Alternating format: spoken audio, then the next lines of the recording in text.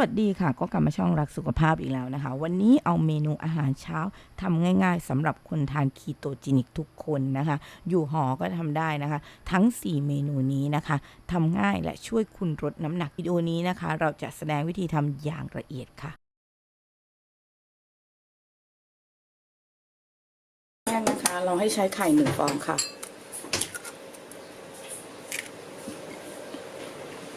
นม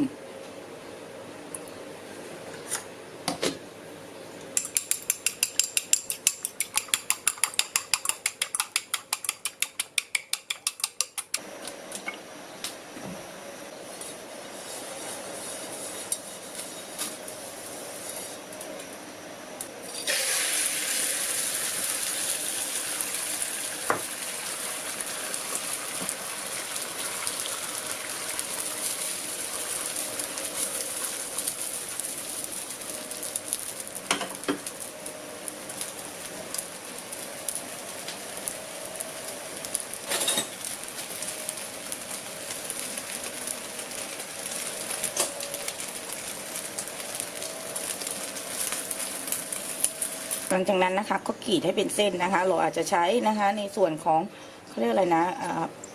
ไม่จำเป็นต้องเป็นแบบนี้ก็ได้นะคะใช้เป็นส่วนของมีดก็ได้นะคะเดี๋ยวเราจะเสิร์ฟกันค่ะเราจะเสิร์ฟนะคะสู้คู่กับซอสมะเขือเทศคลีนนะคะในมื้อเช้าแบบง่ายๆกันเลยนะคะสาวไดเอทนะคะน้ำมันที่ควรใช้ก็คือควรเป็นน้ำมันมะกอกนะคะเท่านั้นนะคะใครว่าการกินคลีนเป็นเรื่องยากนะคะก็เป็นเรื่องที่ง่ายๆเลยนะคะในมื้อเช้าเราก็จะเสิร์ฟนะคะคู่กับซอสมะเขือเทศคลีนนะคะหรือไม่นะคะเพื่อนๆก็สามารถที่จะใส่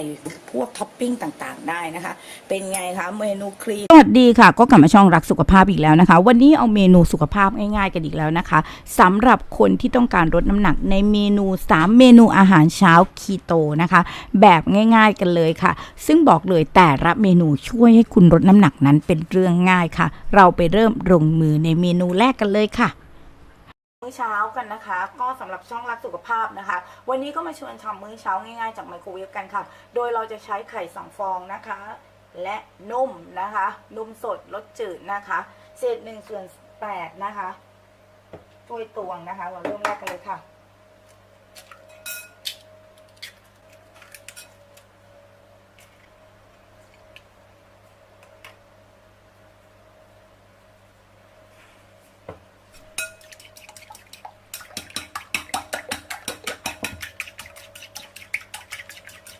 อย่างนี้นะคะเดี๋ยวเราเข้าไมโครเวฟกันค่ะด้วยไฟนะคะประมาณ700นะคะนี่นะคะ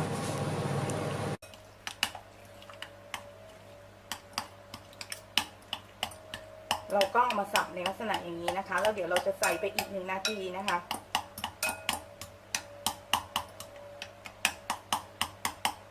เดี๋ยวเราก็ใส่ไปอีก1 นาทีนะคะด้วยไฟนะคะประมาณ700นะคะนี่นะคะค่ะหลังจากเอาไปเข้าไป1 นาทีนะคะเนื้อไข่มันก็จะเป็นลักษณะอย่างนี้นะหลังจากนั้นนะคะเราก็จับแบบนี้อีกนะคะเห็นไหมสับให้ละเอียดที่สุดนะคะใช้วิธีสับอย่างนี้นะเนื้อไข่ก็จะเด้งมากเลยเห็นไหมคะก็เป็นมื้อเช้าคลีนง่ายๆเลยนะคะซึ่งเราอาจจะเสิร์ฟคู่กับซอสมะเขือเทศทำเองนะคะรวมถึงนะคะในส่วนของโยเกิร์ตก็ได้เนาะ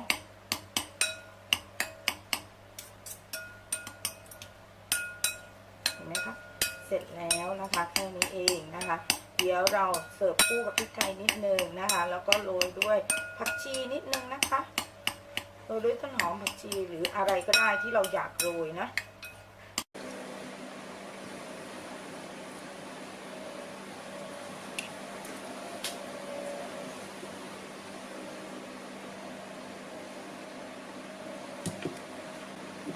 ก็เป็นเมนูไอเดียทำง่ายๆนะคะในตอนเช้านะคะสำหรับคนที่ไม่ค่อยมีเวลานะคะก็แค่2 นาทีเองเราก็จะได้เมนูไข่เด้งดึงเด้งดึงแบบนี้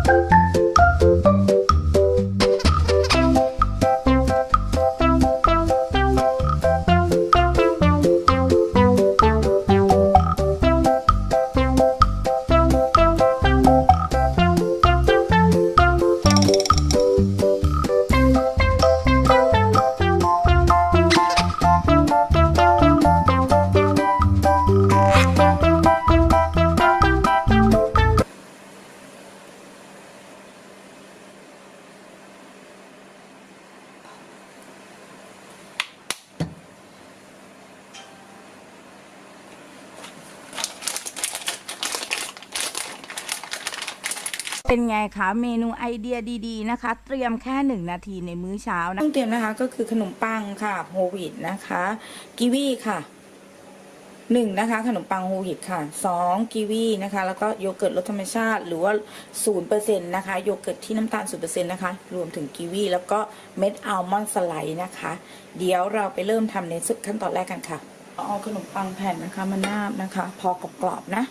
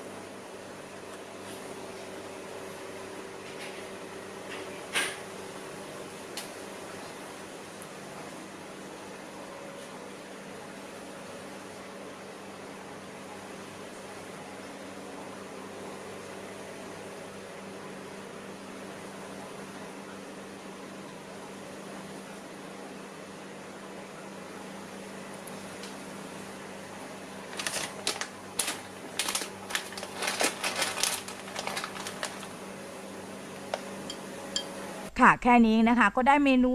ง่ายๆนะคะในมื้อเช้าแล้วนะคะช่วยทั้งระบบขับถ่ายนะคะแล้วก็เติมวิตามินซีให้ร่างกายและอิ่มนานจากอัลมอนด์ขอบคุณที่รับชมคลิปนี้นะคะและที่สำคัญขอบคุณที่รับชมคลิปนี้นะคะเรายังมีเพลย์ลิสต์อื่นๆเกี่ยวกับอาหารคีโตจีนิกนะคะรวมถึงขนมคีโตจีนิกรอคุณอยู่นะคะเราเจอกันใหม่คลิปหน้าสวัสดีค่ะ